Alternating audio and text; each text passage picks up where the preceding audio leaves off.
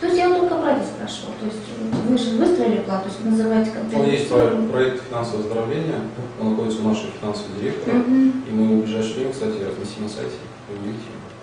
В нем я принимал участие, да. Кстати, вы задали вопрос насчет, почему на пивоваренный бизнес, да? Ну, потому что он сложный, этим не интересно. А в чем сложность?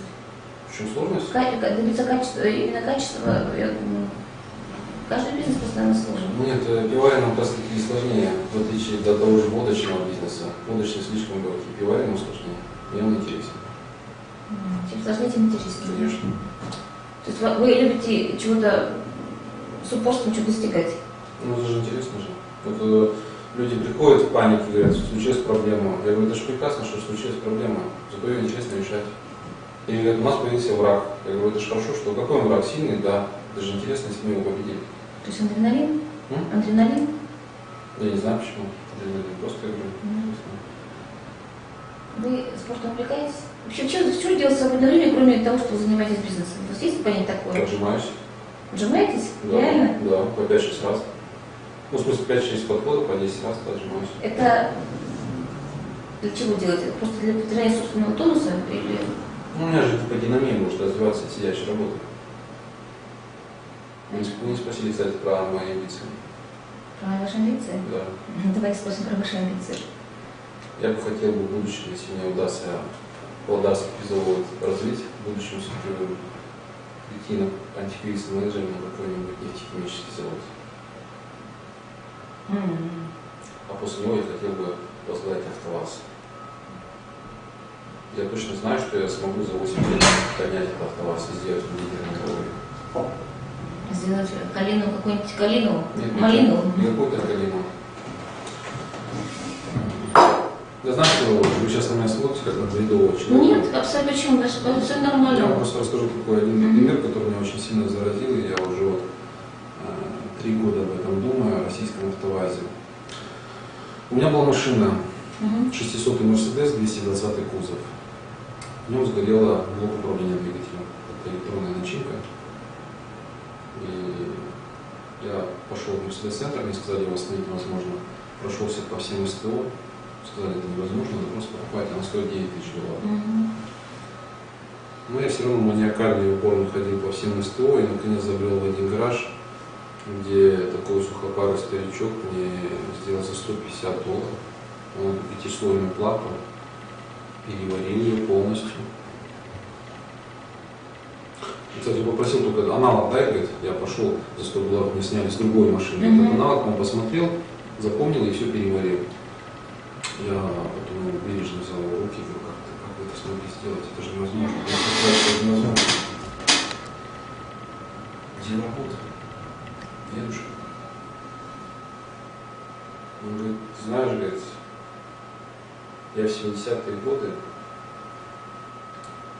работал электронщиком на Чукотке и ремонтировал электронику бомбардировщика. Я говорю, и вы хотите сказать, что те самолеты 70-х годов, да, вот там электроника, твой Мерседес, последней модели, да это же ерунда. Понимаете?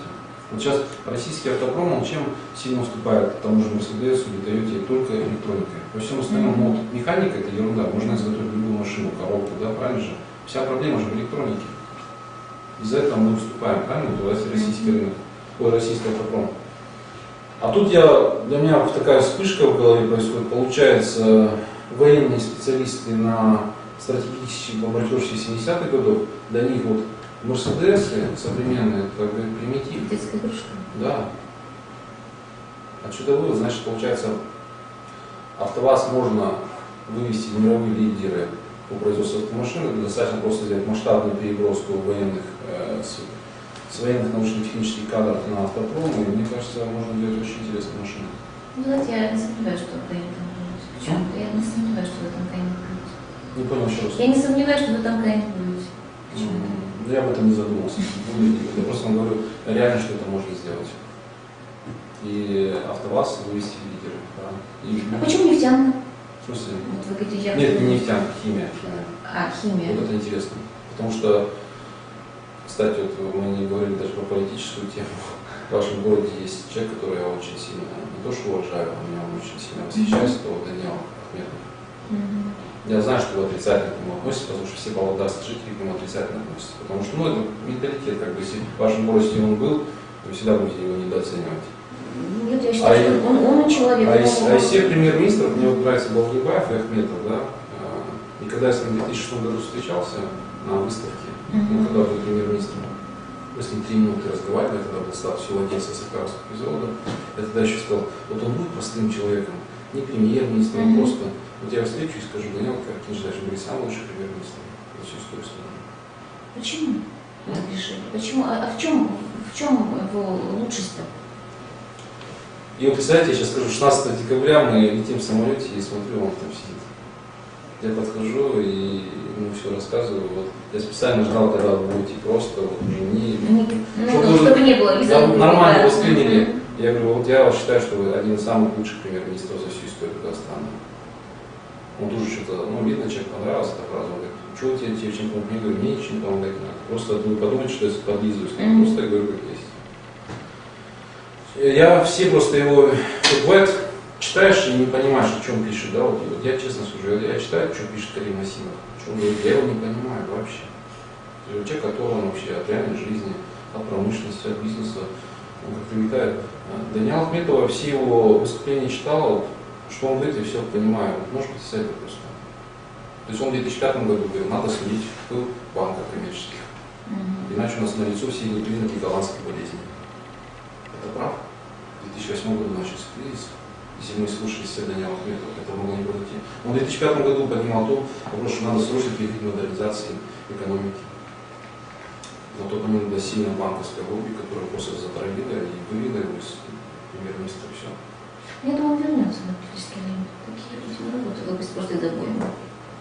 Ну, мне, например, честно скажу, вот из всех вот премьер-министров, ну, Тасман Гамбетов, да, комсомольский вожак, когда он может хорошо организовать Олимпиаду, Азиаду, или просто столицу, но, мне кажется, премьер-министр должен быть промышленником, таким хозяйственником. Ну, как раз Ахметов это он вот из всех он в студии работал, то есть он прошел как бы все эти стадии, да. Он очень жесткий человек, даже жестокий в каких-то вещах. Но он хороший шахматист, он проигрывает ходы, и люди, которые с ним общаются, которые недоброжелатели, он говорит, всегда его хвалится, что он хороший шахматный игрок, он просчитывает на несколько шагов вперед, как хороший шахматист. То есть это да, это сильная сторона его. Поэтому говоришь, он плохой, хороший, то и вот он, кстати, еще раз повторюсь, вот почему он, может быть, эту проиграл борьбу на политической элите, я так считаю. Во-первых, у него были проблемы, наверное, с банковским лобби, да, когда он поднимал вопрос о том, что надо охладить коммерческий банк. Он правильно говорил, на самом деле. Все шло к перегреву, да. Тут эти все банкиры собрались и убедили президента, что типа премьер-министр как бы забрался, как бы не ту политику гнет, ведь видите, у нас же ВВП все растет и так далее. Ну это же пузырь, что все. Во-вторых, он сильный удар, не то что удар, он пытался по нефти, да, решить вопрос, то есть, ну качают нефть, продают, ну что, он говорит, надо нефтехимию развивать. Мы продали мы за $60 баррель, а что толку? Ведь если мы развиваем нефтехимию, то тогда мы за счет продажи конечных продуктов будем 2000 с барреля поднимать.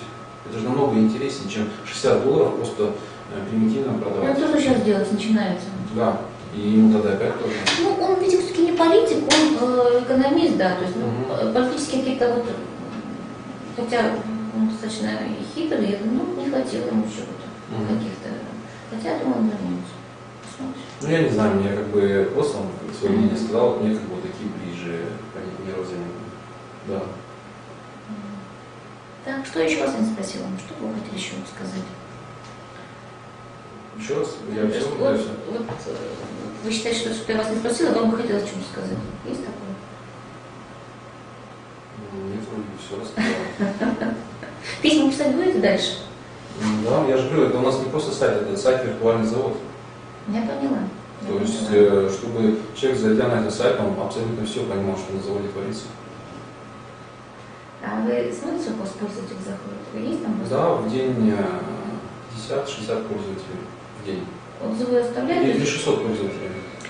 50-60 пользователей, это при условии, что сайт практически 2 недели существует. Да, а мы сейчас еще будем сильно его продвигать. То есть майки будет апдейт. Он практически еще не зарегистрирован в поисковых системах даже. Но все-таки главная идея сайта, да, все-таки это продажи, да? То есть вы нас нет? Нет. Я же говорю, это сайт не визитная карточка, это сайт не открытая форма для диалога, это сайт «Виртуальный завод». Мы живем уже в 21 веке. Нельзя игнорировать виртуальность. Она все больше и больше будет захватывать реальный мир. Из-за этого я этому уделяю тоже серьезный момент. Ну, а вы не боитесь, что ваша открытость, она наконец может сыграть против вас? В смысле? Ну вот даже все вот эти вещи, да, вот, где даже будет камера стоять, я буду подписывать документы, если это будет виртуально вкладывать.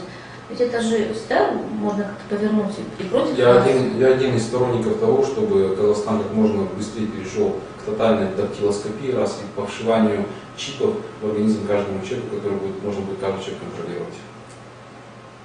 На таком решении. Зачем? Зачем, кажется? Благодаря этому снизится преступность, благодаря этому как бы, лучше будут люди работать. А чиновники не будут брать взятки? Совершенно верно. Каким же образом? Будет полностью, допустим, чип в организме тела, который будет все записывать, о чем он разговаривает, что он делает. Нет, я бы не хотела. А я хочу, например. Я за тоталитаризм. Зато законопослушным гражданам в таких условиях будет комфортно работать, жить. Человек, который хочет честно жить и работать. А как же личная жизнь человека, который существует? Ну, пусть личной жизнью живет, что из такого. Не знаю, я не хотела, чтобы какая-то моя личная жизнь доступна была информация. То есть, ну, наверное, каждый человек не хотел бы, чтобы он был доступен в любом состоянии и в любое время. Это вам мысль такую внедрили, под этим видом у нас будет дальше коррупциогенность присутствия в стране. Ну, давайте этого хотим. Ну, давайте этого хотим. Нет, должна быть просто открытая транспарентность. Вы не верите в это? Я не верю в это. Хорошо, я вам приведу просто опять из практики. У меня был пив-бар при ресторане, у меня там каждый день были драки, да, постоянно кто-то кого-то избивал и так далее. Я поставил охрану, сократилось в 2 раза. Я поставил полицейскую охрану, сократилось в 4 раза. Но все равно раз в неделю что-то происходило снят. Почему я постоянно кого-то привлекаю, почему и рост преступности, да? Ну, потом я просто поставил видеокамеру. И драки сократились в 50. То есть драки были раз-два в году, а до этого были каждый день. Я для себя понял, что транспарентность это более действенный механизм, чем там усиление какого-то блока и прочее. Просто хочу сказать, что на каждый чип найдется антипрограмма, которую можно отключать, к сожалению. И на эту программу будет более усовершенствованный чип. Ну, то есть постоянно, как программа Касперского, которая сегодня выдумывает вирус, завтра антивирус придумывает. То есть это, наверное... Но вы считаете, это нормально, когда вас останавливают сотрудники БДД нет, я считаю, это ненормально. и спрашивают, а есть ли у вас документы, если они у вас и так есть? Я считаю, это ненормально. Лучше же, когда просто на вас наводит радар и сканирует через аппарат, что у вас на самом деле вся страховка есть, и зачем вас останавливать зря. Я с вами согласна. Но у нас никогда такого не было. Никогда. Нет. Причем при вашей жизни, что самое интересное.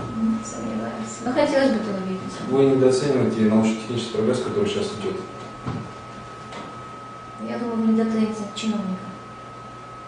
Вы недооцениваете процесс глобализации. И среднеазиатские чиновники, которые здесь находятся, не смогут предотвратить этот глобализационный процесс.